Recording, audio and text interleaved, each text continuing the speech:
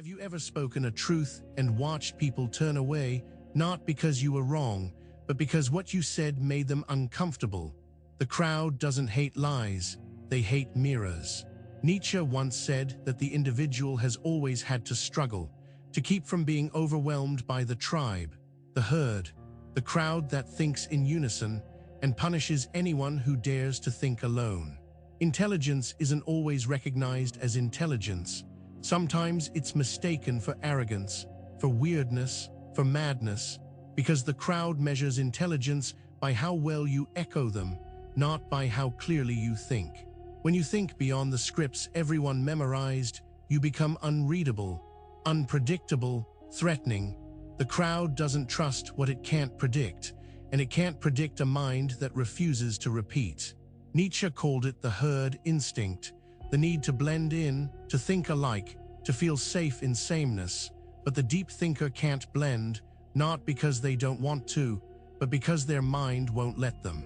You've probably felt it, that moment when you share an idea and people go quiet, not because they're thinking, but because they're confused. Confused that you're not speaking their language, the language of comfort, of convention. The crowd calls you a fool because you don't laugh at their jokes, because you don't fear what they fear, because you don't worship what they worship. To them, difference equals deficiency. Nietzsche said the higher we soar, the smaller we appear. To those who cannot fly, they see you from below, from the ground of their understanding, and from down there, depth looks like falling. The intelligent person doesn't try to be different, they just are. They see patterns others miss. They ask questions others avoid. They think in dimensions the crowd hasn't discovered yet, and that makes them strange.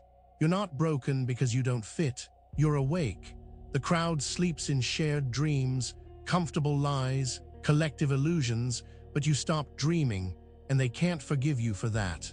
Nietzsche warned that when you speak uncomfortable truths, people won't argue with you. They'll simply dismiss you, mock you, label you, because dismissal is easier than reflection. Mockery is safer than thought. The fool and the philosopher look identical to the crowd. Both stand outside the circle. Both refuse to conform. But one is running from thought. The other is running toward it. The crowd can't tell the difference. You've learned to stay quiet, to hide your thoughts, because every time you speak them, you see confusion, judgment, distance. So you edit yourself, shrink yourself, translate yourself into something digestible. But Nietzsche asks, why should the eagle explain itself to chickens? Why should depth apologize to shallowness? Why should intelligence bow to mediocrity? It shouldn't, and yet it does, every single day. The crowd doesn't want truth, it wants validation.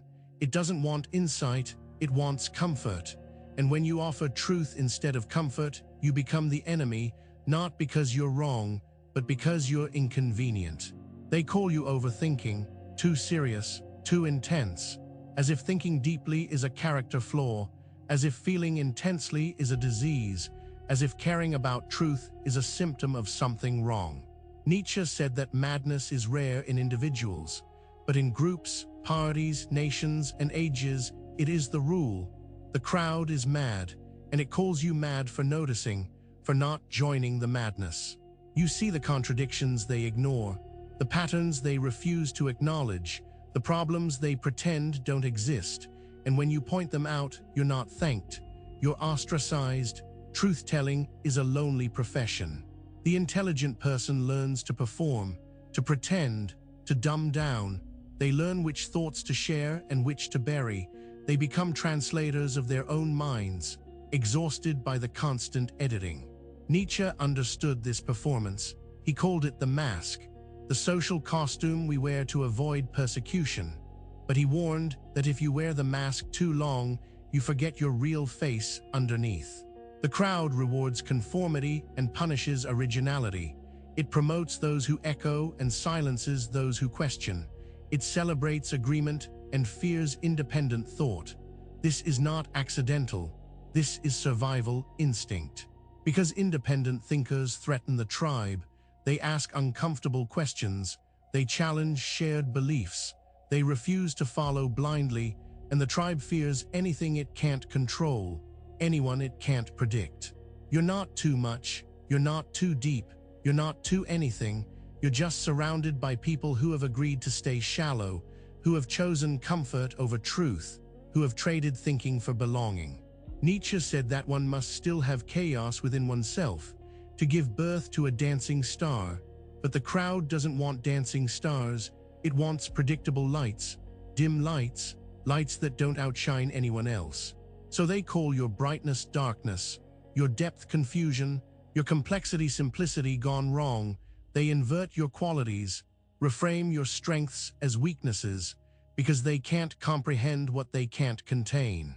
You've probably stopped trying to explain yourself, stopped defending your thoughts, stopped hoping they'll understand, because you've learned that understanding requires effort, and most people prefer judgment. It's faster. Nietzsche called them the sleepy ones, the last men, those who blink and say they've invented happiness, who have chosen numbness over feeling, who have mistaken comfort for fulfillment, who have stopped asking why. And when you refuse to sleep with them, they call you insomniac. When you refuse to numb yourself, they call you oversensitive. When you refuse to stop asking why, they call you difficult, problematic, too much.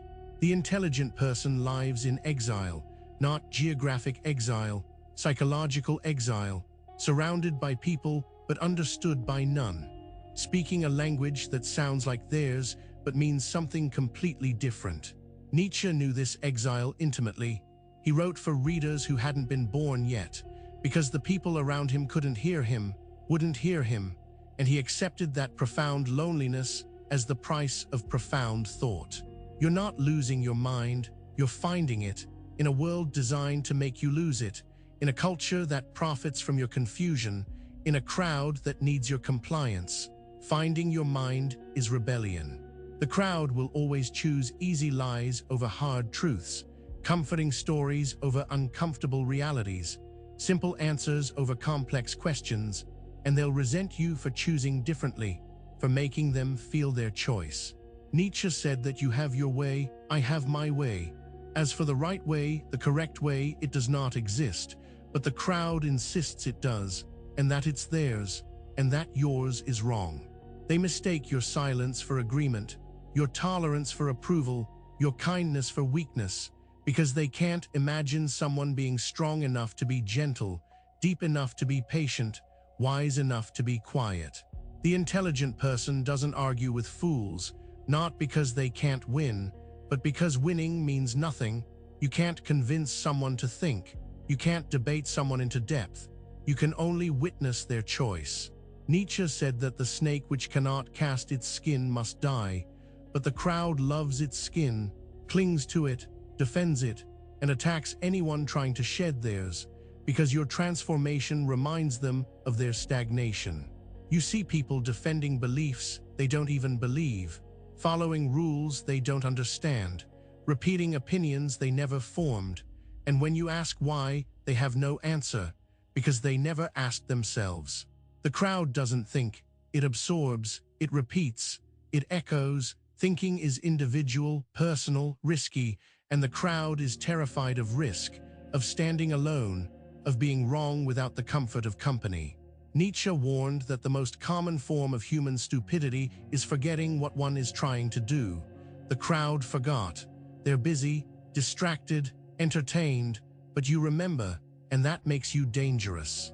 You're dangerous because you ask questions, because you notice inconsistencies, because you refuse to pretend. The crowd needs everyone pretending. The whole system depends on collective delusion, on agreed-upon lies. And when you stop pretending, you break the spell.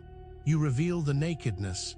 You become the child in the story saying what everyone sees but nobody admits, and the crowd hates you for it.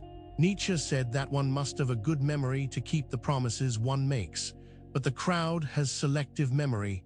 They remember your mistakes forever. They forget your insights immediately. This is not accidental.